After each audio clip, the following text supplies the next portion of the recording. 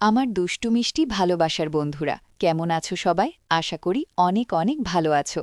আমি তোমাদের নীলু আপু চলে এসেছি নতুন গল্প নিয়ে। আজকের গল্পটি শুনলে তোমাদের দাঁড়িয়ে যাবে, তাই গল্পটি শোনার আগে অবশ্যই হেডফোন ব্যবহার করো। আমার নাম সুরভি, বয়স ২২, বাবা মায়ের প্রথম সন্তান। আমরা ৩ বোন, ১ ভাই।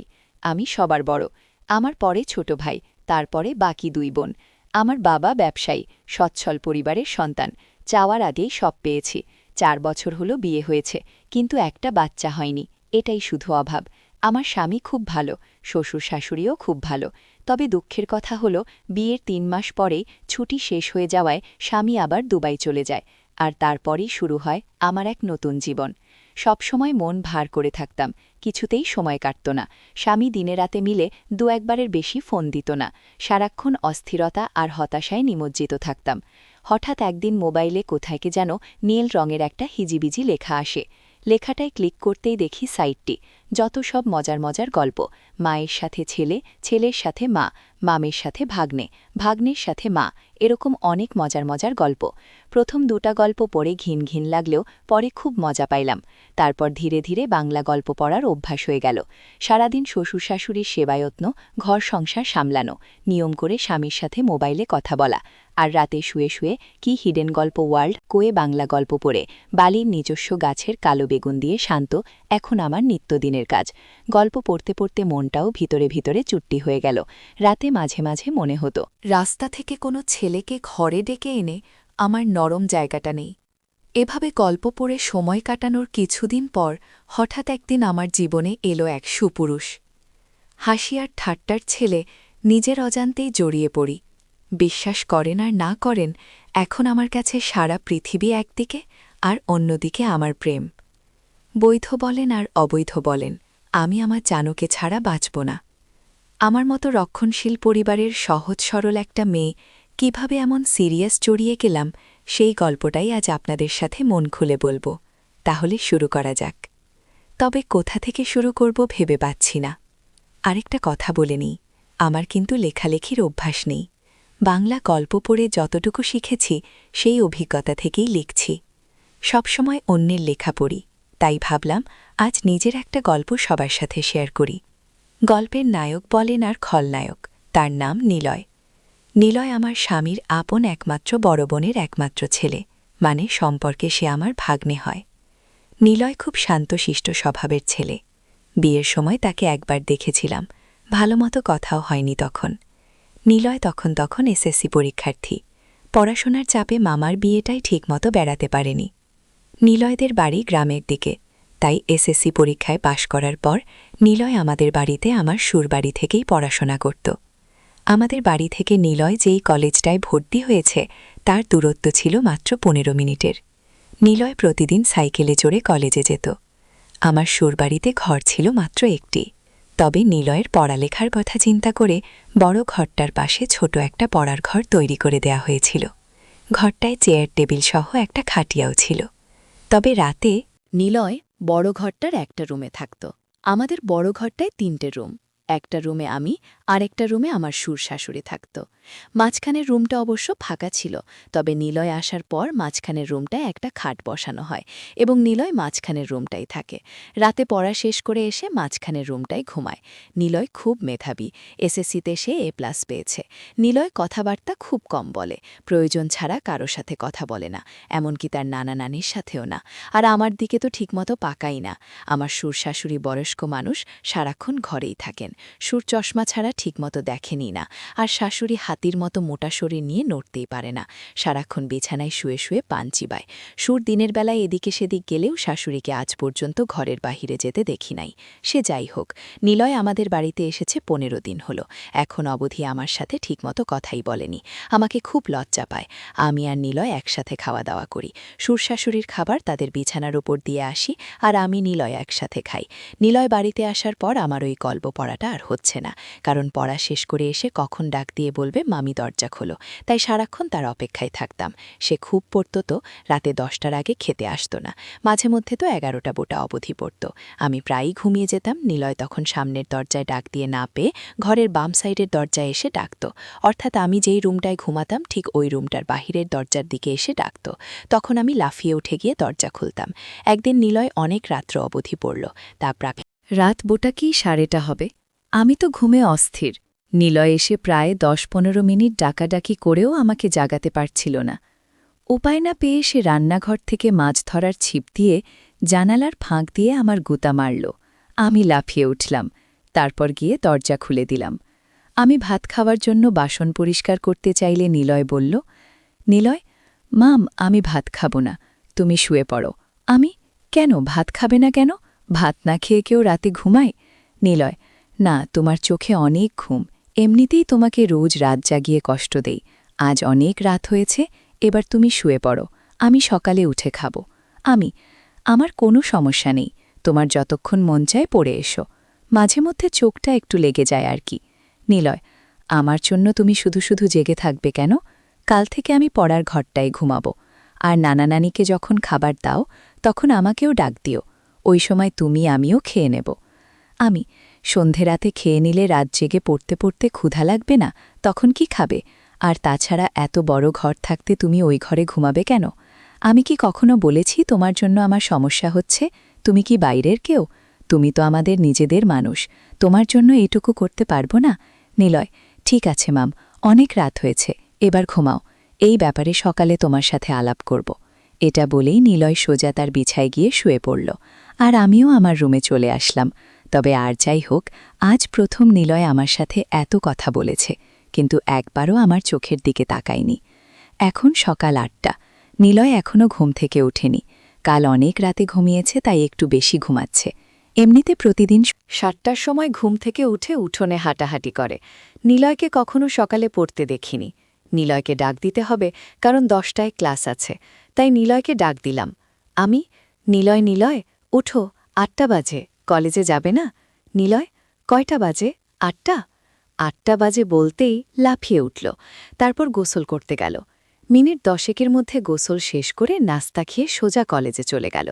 এরপর ঠিক 2টার সময় কলেজের ক্লাস শেষ করে বাসায় ফিরল। মাঝে মধ্যে অবশ্য 12টার দিকেও চলে আসে। পড়ার ঘরে বই খাতা রেখে গোসলখানায় হাতমুখ ধৌত করতে গেল। এদিকে আমি খাবার নিয়ে বসে আছি। নিলয় ঘরে আসলো, তারপর আমার দুজনে একসাথে দুপুরের খাবার খাইলাম। খাবার খাওয়ার সময় কোনো কথা হলো না, শুধু জিজ্ঞেস করেছিলাম কলেজে ঠিকমতো ক্লাস হয় কিনা। বাচ্চা ছেলের মতো মাথা নেড়ে শুধু বলেছিল হ্যাঁ, শুধু এইটুকুই। খাবার খেয়ে নিলয় তার পড়ার ঘরে গিয়ে শুয়ে রইল। নিলয় অবশ্য দিনের বেলা ওই ঘরটায় ঘুমায়। সন্ধ্যা হয়ে গেল, নিলয় ঘুম থেকে উঠছে না। আমি পড়ার ঘরটায় গিয়ে নিলয়কে ডাক দিলাম। আমার ডাক শুনে ঘুম থেকে উঠে বিছানায় বসল, আমার দিকে তাকিয়ে বলল, নিলয়, কি হয়েছে, ডাকছ কেন? আমি, না কিছু না, সন্ধ্যা হয়ে গেল, তুমি এখনও ঘুমাচ্ছ, পড়তে বসবে না? নিলয়, সন্ধ্যা হয়ে গেছে নাকি, দেখি কয়টা বাজে। নিলয় পড়ার টেবিলে রাখা তার হাত ঘড়িটায় টাইম দেখে গোসলখানায় হাতমুখ ধৌত করার জন্য চলে গেল। আমি তার পড়ার ঘরটায় বসে রইলাম। হাতমুখ ধৌত করে নিলয় পড়ার ঘরে আসলো, আমার দিকে তাকিয়ে বলল, নিলয়, তুমি এখনও এখানে কি করো, রান্নার কাজ শেষ? আমি, সেই কখন, কেন, ক্ষুধা লাগছে নাকি? নিলয়, আরে না, কি যে বলো, এই সন্ধ্যার সময় ক্ষুধা লাগে নাকি? তবে চা হলে ভালো হতো, আমি চা পাতা মনে হয় ঘরে নেই, কাল থেকে তোমাকে চা করে দেব, ঠিক আছে? নিলয়, ঠিক আছে, এখন যাও, আমি পড়তে বসব। আমি, আচ্ছা বাবা, তুমি মনোযোগ দিয়ে পড়ো। আমি গেলাম। আমি আমাদের বড় ঘরটায় চলে আসলাম। ঘণ্টা 2 পরে শ্বশুর শাশুড়িকে রাতের খাবার দিলাম। শ্বশুর শাশুড়ি খাচ্ছে, আমি পাশেই বসে আছি। হঠাৎ সুর বলল, শ্বশুর, বৌমা, নিলয় ঠিকমতো পড়ালেখা করে তো, তুমি একটু খেয়াল রেখো। আমি, বাবা, আপনি কোনো চিন্তা করবেন না, নিলয় খুব ভালো ছেলে, তাকে পড়ার জন্য বলতে হয় না, সে নিজেই নিজের পড়া শেষ করে নেয়। সুর, তা জানি, কিন্তু তারপরেও আমাদের দায়িত্ব আছে না? আমি, নিলয়কে নিয়ে আপনাদের কোনো চিন্তা করতে হবে না, আমি সারাক্ষণই তার সাথে সাথে আছি। আর বাবা, কাল সকালে নিলয়ের জন্য দোকান থেকে চা পাতা নিয়ে আসবেন। নিলয় আজ সন্ধ্যার সময় চা চেয়েছিল, আমি বলছি কাল থেকে দেব। শাশুড়ি, তাদের বাড়িতে সবাই চা খাওয়ার অভ্যাস। আমিও একবার তোমাকে বলবো বলবো বলে ভুলে গেছি। তোমার সুরের আনার দরকার নেই। বাজার সদাই যা লাগে এখন থেকে নিলয়কেই দিয়ে নিয়ে আসবে। নিলয়কে সকালে আমি বলে দেব। আর বৌমা, সকালে নাস্তা করার সময় আমাকে মনে করিয়ে দিও, আমি নিলয়ের সাথে কথা বলবো। আমি, ঠিক আছে মা। আমি তাদের খাওয়া শেষ হওয়া অবধি বসে রইলাম। খাওয়া শেষে বাসনপত্র গুছিয়ে আমার রুমে গিয়ে মোবাইলে বাড়িতে মায়ের সাথে কথা বললাম। কথা বলতে বলতে রাত প্রায় 10টা হয়ে গেল। এবার দেখি নিলয় কি করছে। আমি দরজা খুলে নিলয়ের পড়ার ঘরের কাছে গেলাম। ঘরের কাছে যেতেই নিলয়ের পড়ার শব্দ পাইলাম। পড়ার শব্দ পেয়ে আমি আর ঘরে ঢুকলাম না, কারণ নিলয় রাগ করতে পারে, তাই বড় ঘরে চলে আসলাম। রাত প্রায় 11টার ওপরে, কিন্তু নিলয় এখনও ঘরে আসছে না। আমি একা একা জেগে আছি। পড়ার ঘরে যে যাব সেটারও সাহস পাচ্ছি না, কারণ আমি রাতের বেলা অন্ধকারে ভয় পাই। তাই বাহিরে না গিয়ে সামনের জানালা খুলে বসে রইলাম। অপেক্ষার পর অপেক্ষা, কিন্তু নিলয় ঘরে আসছে না। পড়ার ঘরে না হয় ঘুমাবে, কিন্তু খেতে আসবে তো? আমার কিচ্ছু ভাল লাগছে না। কি করব ভেবে পাচ্ছি না। সুরকে ডাকবো নাকি ডাকবো না তাও বুঝতে পারছি না। এভাবে অপেক্ষা করতে করতে রাত প্রায় 11:30 বেজে গেল। এরপর আমি অপেক্ষা করতে করতে কখন যেন ঘুমিয়ে গেলাম। সকালে ঘুম থেকে উঠে শাশুড়িকে জিজ্ঞেস করলাম, আমি মা, নিলয় ঘরে আসে নাই? শাশুড়ি, না, কেন, কি হয়েছে বৌমা? আমি, না, কিছু না মা। নিলয় কাল রাতে বড় ঘরে আসে নাই, পড়ার ঘরেই ঘুমাইছে। আমি অনেক রাত্র পর্যন্ত অপেক্ষা করে কখন যে ঘুমিয়ে পড়েছি নিজেও জানি না। শাশুড়ি, কি বল বৌমা, নিলয় পড়ার ঘরে ঘুমাবে কেন? এই ঘরে কি তার সমস্যা হয়? আমি কি জানি মা, আমি তো সারাক্ষণই তার খেয়াল রাখি। আমার মনে হয় নিলয় আমাকে লজ্জা পায়। আচ্ছা মা, আমাকে লজ্জা পাওয়ার কি আছে? আমি তো ওর মার মতোই, তাই না? শাশুড়ি, নিলয়কে ডাকো। সে তোমাকে লজ্জা পাবে কেন? তুমি তো তাকে অনেক খাতির যত্ন করছো, সেটা তো আমি নিজেই দেখছি। তাহলে সে এমন করবে কেন? এটা তো ঠিক না। সে এখানে লেখাপড়া করবে, যখন যা লাগবে তোমাকে বলবে, তুমি না দিলে আমাদের বলবে। আর তুমি তো আমার লক্ষ্মী বৌমা, কত সুন্দর করে সংসারের সব দায়িত্ব নিজের কাঁধে নিয়েছ। কই নিলয়, কই, ডাকোটাকে। আমি, ঠিক আছে মা, আপনি চিন্তা করবেন না, কয়দিন গেলে এমনিতেই লজ্জা চলে যাবে। দেখি নিলয় কি করছে, এখনও ঘুম থেকে কেন উঠছে না? 8টার উপরে বাজে, কলেজের সময় হয়ে যাচ্ছে। না, আমি শাশুড়ির সাথে কথা বলে নিলয়ে পড়ার ঘরে গেলাম, এখনও দরজা বন্ধ। তার মানে নিলয়ের ঘুম ভাঙেনি। আমি দরজায় টোকা মেরে নিলয় নিলয় বলে ডাকতে লাগলাম। নিলয়ের কোনো সারা শব্দ নেই। অনেকক্ষণ ধরে ডাকছি, কিন্তু তার কোনো হুঁশই নেই। ঘরটায় আবার কোনো জানালাও নেই যে তাকে জানালার পাশে গিয়ে ডাকি। পুরো ঘরটায় একটাই দরজা। যাই হোক, এবার জোরে জোরে দরজায় থাপ্পড় মারতে থাকলাম। প্রায় 15-20 মিনিট ডাকাডাকির পর নিলয় দরজা খুলল। দরজা খুলেই আবার বিছানায় গিয়ে শুয়ে পড়ল। আমি বুঝতে পারলাম না ঘুমে কাতরাচ্ছে নাকি অসুস্থ হয়ে পড়ল। আমি ঘরে ঢুকে তার মাথায় হাত দিলাম। হাত দিতেই দেখি শরীরে প্রচণ্ড জ্বর। শরীরটা যেন পুড়ে যাচ্ছে। আমি ভয় পেয়ে গেলাম। দৌড়ে বড় ঘরে এসে শাশুড়িকে বললাম। শাশুড়ি তো আবার সুন্দরবনের হাতি, চলাফেরা করতে পারে না। তাই আমাকে বলল, বৌমা, নিলয়ের শরীরটা ভিজা কাপড় দিয়ে মুছে দাও আর কপালে জলপট্টি দাও। আমি শাশুড়ির কথমতো বালতিতে পানি নিয়ে নিলয়ের শরীর থেকে কাঁথা সরিয়ে তার সারা শরীর ভিজা কাপড় দিয়ে মুছে দিলাম। তারপর কপালে জলপট্টি দিলাম। প্রায় ঘণ্টাখানিক তার পাশে বসে রইলাম। এরপর আস্তে আস্তে নিলয় চোখ খুলতে লাগল। আমি তাকে ধরে উঠে বসালাম। বসানোর পর নিলয় আমাকে বলল, মা, আমি রাতে যখন জ্বর অনুভব করি তখন সাথে সাথে গিয়ে তোমাকে ডাক দিয়েছিলাম, কিন্তু তুমি গিয়েছিলে তাই তোমাকে আর বেশি ডাকাডাকি করিনি। আমি বললাম, এটা কোনো কথা হলো নিলয়? তুমি অসুস্থ একা একাই ঘরে কেন ঘুমালে? আমার জানালায় জোরে থাপ্পড় মারতে, নয়তো বাম দিকের দরজাটায় জোরে একটা লাথি মারতে। এভাবে একা একা কষ্ট করার কোনো মানে হয়? এভাবে 10 মিনিট কথা বলার পর নিলয় উঠে দাঁড়াল। তারপর খাট থেকে নেমে সোজা গোসলখানায় গেল। গোসলখানা থেকে হাত মুখ ধৌত করে বড় ঘরে গেল। নিলয়কে বড় ঘরে যেতে দেখে আমিও বড় ঘরে চলে গেলাম। বড় ঘরে এসে তাকে নাস্তা দিলাম। নাস্তা করতে করতে তার শরীরের জ্বর কিছুটা কমে গেল। কলেজে যাওয়ার মতো সময়ে আর শরীরের কন্ডিশন কোনোটাই ছিল না, তাই নিলয় আজ কলেজে গেল না, বাড়িতেই হাঁটাহাঁটি করছে। আমি রান্না করছি, হঠাৎ দেখি নিলয় আমার পেছনে দাঁড়িয়ে আছে। আমি বললাম, কি ব্যাপার, রান্না শিখবে নাকি? নিলয়, না, ভাবছি তুমি সারাদিন একা একা কত কাজ করো, সবার খেয়াল রাখো, সত্যি তুমি খুব ভালো। কেন যে তোমার সাথে এতদিন কথা বলিনি? আমি আসলে তোমাকে লজ্জা পেতাম, তাই তোমার সামনে কম আসতাম, কম কথা বলতাম। তাছাড়া আমি মেয়েদের কাছ থেকে একটু দূরেই থাকি। আমি, কেন? মেয়েদের কাছ থেকে দূরে কেন? মেয়েরা কি বাগনা ভাল্লুক? নিলয়, আরে না, তুমিও দেখছি কলেজের মেয়েদের মতো কথা বলো। আমি কলেজে? আবার মেয়ে বন্ধু নাই তো? নিলয়, আরে না, আমাদের ক্লাসের একটা মেয়ে আছে, অথায় গায়ে পড়ে কথা বলে। আমি, তাই নাকি? তা মেয়েটার নাম কি? নিলয়, বিশ্বাস করো আমি ওর নামও জানি না, আর জানার ইচ্ছাও নাই। তাকে দেখলেই আমার প্রচণ্ড রাগ হয়। গায়ে পড়ে কথা বলা মেয়েদের আমি একদম পছন্দ করি না। আমি, তাহলে তো তুমি আমাকেও পছন্দ করো না, কারণ আমিও তো তোমার গায়ে পড়ে কথা বলি। নিলয়, তুমি কি বাইরের মানুষ নাকি? তুমি তো আমার সাথে যখন খুশি কথা বলতে পারো। বলতে গেলে তোমার সাথে কথা না বলে আমি অপরাধ করেছি। তোমার জায়গায় অন্য কেউ হলে এতটা খেয়াল রাখত না। তুমি সত্যি অনেক অনেক ভালো। আমি, হয়েছে, আর হাওয়া দিতে হবে না। এবার যাও, আমার মোবাইলটা দিয়ে তোমার মাকে একটা ফোন দাও। তোমার অসুখের খবর জেনে গেছে। নিলয়, মাকে আবার জানালে কেন? আমি বলিনি, তোমার নানি বলেছে। নিলয়, এই নানিকে নিয়ে আর পারলাম না, সব কিছুতেই বাড়াবাড়ি করে। নিলয় আমার রুমে চলে গেল। আমি রান্না শেষ করে গোসলখানায় গেলাম। গোসল শেষ করে শ্বশুর শাশুড়িকে দুপুরের খাবার দিয়ে আমি আর নিলয় একসাথে খাবার খাইলাম। দুপুরের খাবার শেষ করে নিলয় পড়ার ঘরে চলে গেল। আমি বাসনপত্র গুছিয়ে দেখি সে বড় ঘরে নেই।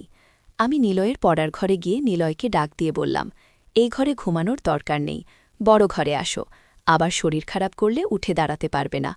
নিলয় তখন আমার কথা আর অমান্য করল না। আমার পেছন পেছন বড় ঘরে এসে মাঝখানে রুমটার খাটে বসে রইল। আমি তাকে বললাম, নিলয়, মাঝের রুমে ঘুমাতে অসুবিধা হলে তুমি আমার রুমে গিয়ে ঘুমাও। আমি দুপুরে বেশি ঘুমাই না, তুমি যাও আমার রুমে গিয়ে ঘুমাও। আসলে মাঝের রুমটা একটু খোলামেলা তো, তাই নিলয় এখানে ঘুমাতে স্বাচ্ছন্দ্য বোধ করে না। তারপর নিলয় আমার কথা মতো আমার রুমটায় গিয়ে শুয়ে পড়ল।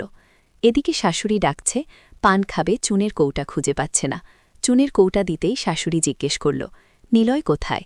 আমি বললাম, মা, নিলয় আমার রুমে ঘুমাচ্ছে, পড়ার ঘরে গিয়ে শুয়েছিল, আমিই নিয়ে এসেছি। বলা তো যায় না, আবার কখন শরীরটা খারাপ করে বসে। আর মাঝের রুমটায় নিলয় ঘুমাতে পছন্দ করে না, এজন্য আমিই বলেছি আমার রুমে গিয়ে ঘুমাতে। শাশুড়ি, ভালোই করেছ, মাঝের রুমটা আসলে থাকার উপযুক্ত না। দেখো, নিলয়কে বলো এখন থেকে তোমার সাথেই ঘুমাতে, রাতে পড়া শেষ করে তোমার সাথেই ঘুমাবে। তুমি তো আর তাকে কম যত্ন করছ না, তোমার কথা না শুনে পারবে না। আমি মনে হয় না আমার সাথে ঘুমাবে, তবে আজ আমার সাথে অনেক কথা বলেছে। এতদিন তো শরমে কথাই বলেনি, আজ মামুর সাথে খুব কথা বলেছে। শাশুড়ি, বলেছিলাম না, কয়েকদিন গেলে ঠিক হয়ে যাবে।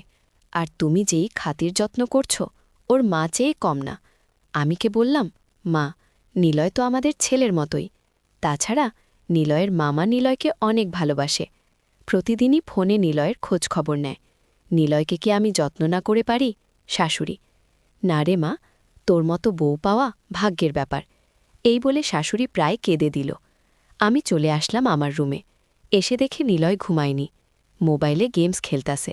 আমি বললাম, গেমস খেলার দরকার নেই, রাতে জ্বরের জন্য ভালোমতো ঘুমাতে পারোনি, এখন একটু ঘুমাও। নিলয়, তুমি কি করবে? তুমি ঘুমাবে না? না, আমি ঘুমাবো না।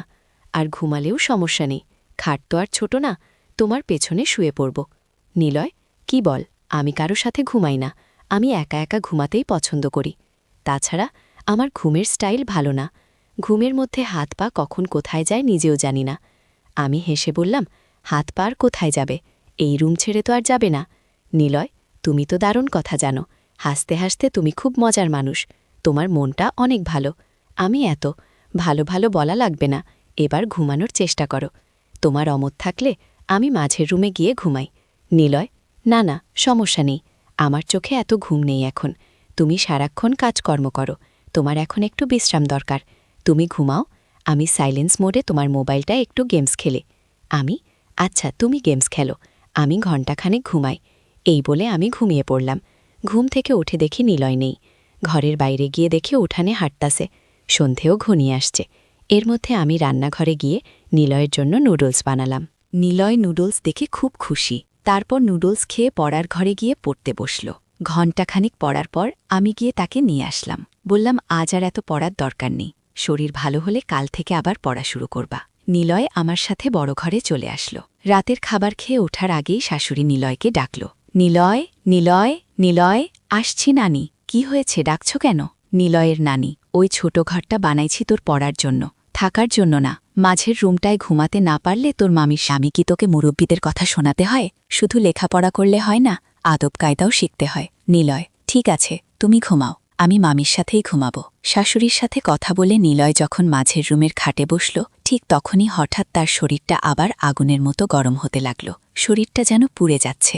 নিলয় মামি মামি বলে ডাকতে লাগল। আমি আমার রুমে ছিলাম। দৌড়ে গেলাম নিলয়ের কাছে। আমি, কি হয়েছে নিলয়? নিলয়, মামি দেখো আমার শরীরটা আবার গরম হয়ে যাচ্ছে, শরীরটা যেন কাঁপছে। আমি, ঠিক আছে বাবা, তুলি বসো, আমি তোমার শরীরটা ভিজা কাপড়ে মুছে দিচ্ছি। আমি শাশুড়িকে বললাম, মা, নিলয়ের আবার খুব জ্বর এসেছে, শরীরে আগুন ধরার অবস্থা, কি করব? শরীরটা মুছে দাও। আর দেখো তোমার শ্বশুরের ওষুধের কৌটায় প্যারাসিটামল ট্যাবলেট আছে, একটা খাইয়ে দিয়ে তোমার সাথে নিয়ে শুয়ে দাও। রাতে জ্বর না কমলে সকালে ডাক্তারের কাছে নিয়ে যাইও। আমি শাশুড়ির কথা মতো তাই করলাম। আমার রুমে নিয়ে খাটে শোয়াইয়া তার সারা শরীর ভিজা কাপড় দিয়ে মুছে দিলাম। নিলয় জ্বরে খুব কাঁপছে দেখে আলমারি থেকে একটা কম্বল নামিয়ে দিলাম। আমি আর নিলয় পাশাপাশি শুয়ে রইলাম। আমি নিলয়ের মাথায় হাত বুলাতে লাগলাম। জ্বরে নিলয়ের শরীর ভূমিকম্পের মতো কাঁপছে। তার কাঁপুনি দেখে আমি তাকে ধরলাম। তারপরও যেন কাঁপুনি থামছে না। অনেকক্ষণ পর কাঁপুনিটা একটু কমেছে। এবার তার চোখে একটু ঘুমও দেখা যাচ্ছে। এদিকে আমার চোখেও ঘুম এসে গেছে। আমি নিলয়ের মাথায় হাত বুলাতে বুলাতে কখন জানি ঘুমিয়ে গেলাম। গভীর রাতে নিলয়ের জ্বর আবার বেড়ে যায়, কিন্তু আমি টের পাইনি। জ্বরের কাঁপুনিতে নিলয় আমাকে ধয়। নিলয় যখন আমাকে ধরেছিল, সম্ভবত আমার পরনের কাপড় এলোমেলো ছিল, ওপর কাপড় ছিল না। নিলয় ছিল নয়া যুবক একটা ছেলে। তার ইচ্ছার বিরুদ্ধেই তার শক্ত হয়ে যায়। ধীরে ধীরে চাহিদা বেড়ে যায়। নিজেকে সামলাতে না পেরে অবশেষে সে আমার থাকে। আমি প্রথম প্রথম কোনো কিছু টের পাইনি। নিলয় যখন আমার উপর চড়ে বসল তখন আমি টের পাইলাম। কিন্তু নিলয়ের চাহিদা বুঝতে পেরে আমি আর কিচ্ছু বললাম না। জেগেও ঘুমানোর ভান করলাম। তবে একটা কথা সত্য, এতদিন আমি যাই করেছি বলেছি না কেন, আমি নিলয়কে কখনো খারাপ চোখে দেখিনি। নিলয় আসার পর আমার রুটিনই চেঞ্জ হয়ে গিয়েছিল। আমি গল্প পড়াও বন্ধ করে দিয়েছিলাম, জানি না কেন। তবে নিলয়কে নিয়ে আমার কোনো ওই মানসিকতা ছিল না। তার প্রতি আমার যতটুকু দায়িত্ব ও কর্তব্য ছিল, আমি তার সবটুকুই পালন করার চেষ্টা করেছি। প্রত্যেকটা মেয়েরই চাহিদা থাকে, তাই বলে সব জায়গায় সবার সাথে সবকিছু করে না, ভাবেও না। যাই হোক, আমি ঘুমের ভান করে রইলাম। এদিকে নিলয়ের চাহিদা বেড়েই চলছে, খোলার চেষ্টা করছে। কিন্তু বয়স কম, আগে কখনো এসব করেনি, তাই খুলতে পারছে না। খুলতে না পেরে ওপর দিয়েই আমার দুটো শুরু করল।